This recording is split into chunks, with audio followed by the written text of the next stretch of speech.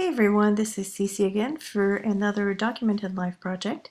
This is week 4, and this week's challenge is writing, and the prompt is letter or words with friends, rather. So I decided to write a letter to my friends and use it as a background, so I'm not really paying attention to the quality of my writing. This is meant to be something decorative and not necessarily legible.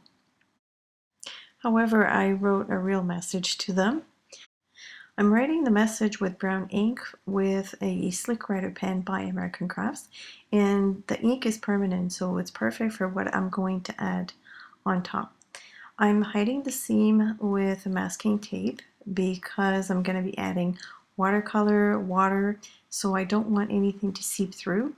And for added protection, I'm also adding clear gesso, and this is serving also another purpose. It's going to give me that gritty surface that I need for the watercolor to move easily around the page. This is my beloved Kurotake watercolor set, which I love. And to the right of me, I have this piece of equipment. It's called Rinsewell, and it's especially made for watercolor. If you notice, when I clean my brush in the water, I can push it down and it gets rid of the dirty water and brings down some clean water, so that way you always have clean water to do your watercoloring. The color palette I'll be using today is dictated by the cards and ephemera that I'm going to be using, and it's totally different from my usual bold colors. This is probably the only bright color I'll be using. It's pink, and I'm going to be mixing green and blue to make the turquoise color that I need to match with the cards that I'll be adding later on. And because I added that clear gesso, I'm able to move the colors around and also spray with water, and it doesn't damage the page. It doesn't seep through the other pages underneath.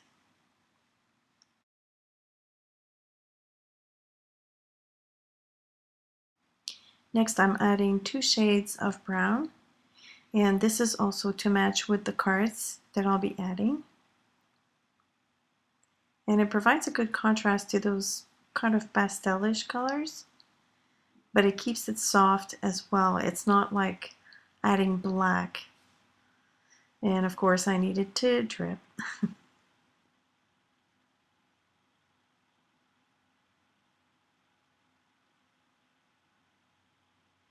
These are the cards that I'm sewing together, and this is quite funny because me and the sewing machines, we don't get along well.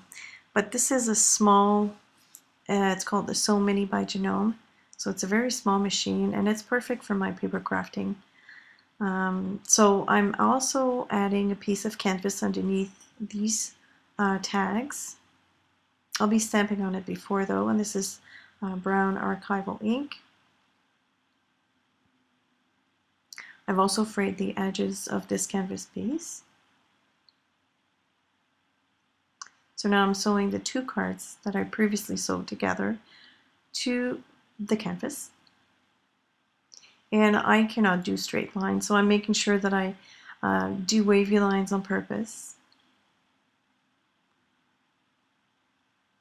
I love the look of stitching on our journaling pages. I think it's awesome. And this is my journaling card that I'll be hiding underneath the flap that I just made. So the canvas piece is actually a flap. And this step is quite funny. I was laughing hysterically because I was very determined to sew that flap directly onto the book or onto the page. But the book is so big and so heavy, I had a bit of trouble. But I was really, really determined, so. In the end, I made it work. And the piece turned out to be a little crooked, but it doesn't matter because I'll be using, or I'll be adding a photo over that piece, and I'll make sure to balance everything out by the way that I'm going to be adding the photo. It's all good. It's all about experimenting, right? So there's the flat.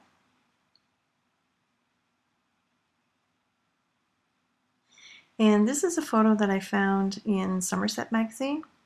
It's one of those pages that are provided to you for free, kind of like artist pages, I think they're called. And I'm tracing the corner because I want to add a quote onto that card. The quote says, friendship isn't a big thing, it's a million little things. And I love this quote. However, I wrote it with the black marker and it didn't stand out enough for my taste, and I wanted a little bit of black to tie into the photo. So I'm going over the quote with a Permaball black pen, and that's going to bring it out. Now the photo is a little oops.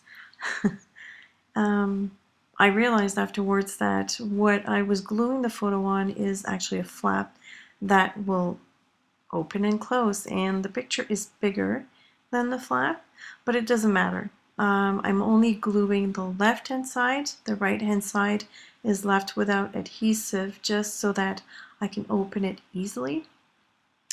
And now I'm adding a little bit of stamping again with the brown ink on the page. And yes, this is nail polish. This is a sample that I got from Sephora. I never used it because I do not wear glitter polish, but I decided to use it to hold down some thread. This is brown thread, the same thread that I used for sewing, and it totally worked. And I don't care if it rubs off one day or if it's not acid free, it does not matter. It works. I love the glitter because it's coarse and it's very, it catches the light very well. So I added some on the rose, and I also added a little bit of thread in the corner there where the photo is, just to balance everything out.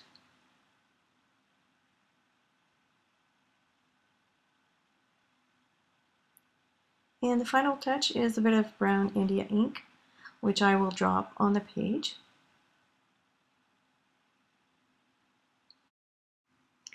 And there's my finished page. I really got out of my comfort zone with this one. I wanted to push myself to use another style. It's very different from the bold, bright colors that I've used in the previous DLP pages.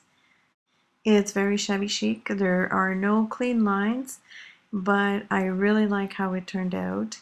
And I've had a lot of fun, and that's what it's all about.